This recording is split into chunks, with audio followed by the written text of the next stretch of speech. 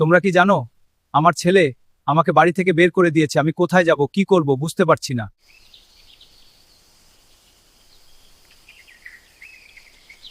শোনো সবাই, আজ নিজের ঘরবাড়ি ছেড়ে এই জঙ্গলে আমাকে থাকতে হবে, এটাই বিধাতার লেখা।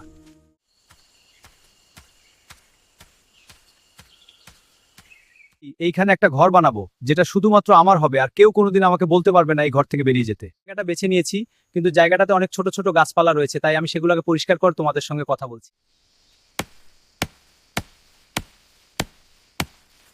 ছোট গাছগুলো কেটে দিয়েছি, এবার আমাকে এই জায়গাটা পরিষ্কার করতে হবে।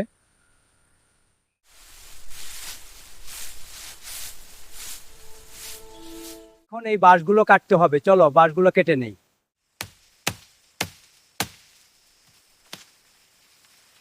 এগুলোতে অনেক নোংরা আছে, সেগুলো পরিষ্কার না করলে আমার বাড়ি সুন্দর হবে না, তাই পরিষ্কার করছি।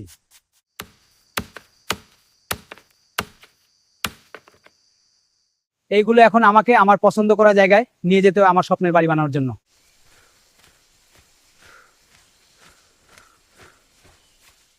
তাড়াতাড়ি আমাকে কাজটা শেষ করতে হবে, আকাশ কালো হয়ে আসছে আর বৃষ্টি আসবে।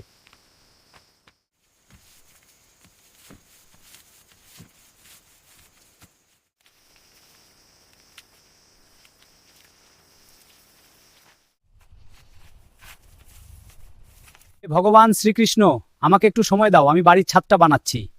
আমাকে আর কত কষ্ট দেবে তুমি?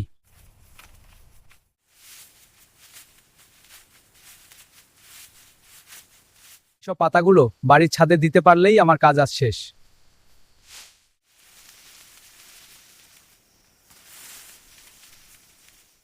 খুব জোর বাতাস উঠেছে, এবার ঘর থাকবে তো? তোমরা ভগবানের কাছে প্রার্থনা করো যেন আমার ঘর ভেঙে না যায়।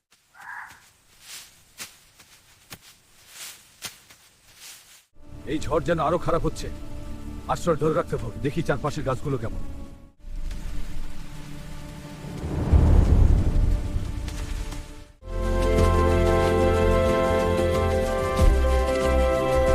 কষ্টের পর অবশেষে এই ঘরটি বানাতে পেরেছি।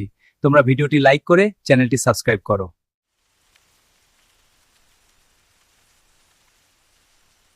ছেলে তো আমাকে বাড়ি থেকে বের করে দিয়েছে, তোমরা অন্তত এই ভুল করো না।